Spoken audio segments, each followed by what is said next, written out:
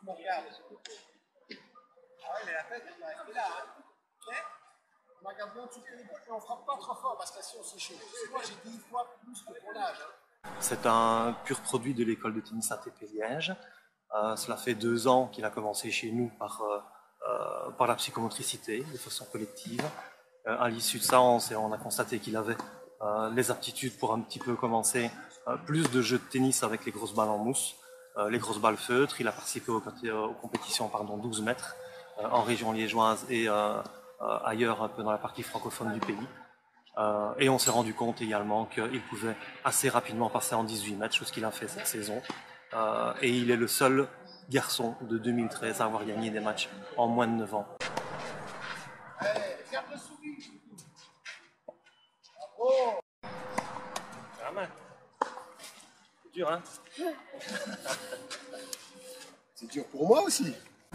Il a beaucoup de plaisir quand il joue au tennis. Je pense que c'est ça qui le caractérise. Il vient avec un grand sourire et il quitte le terrain avec un grand sourire.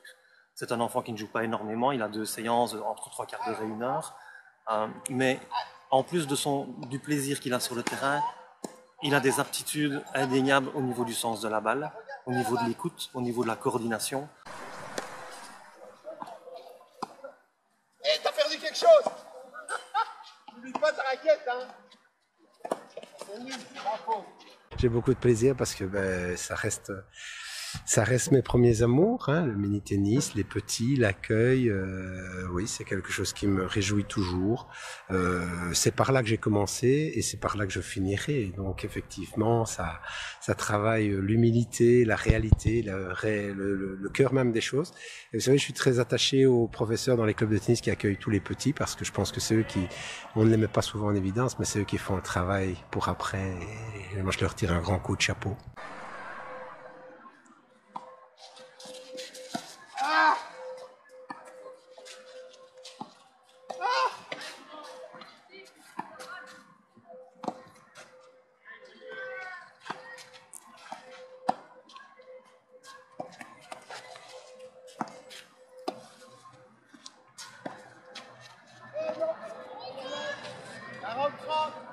C'est toujours très difficile quand on commence à compter des points parce que la notion de compétition est là.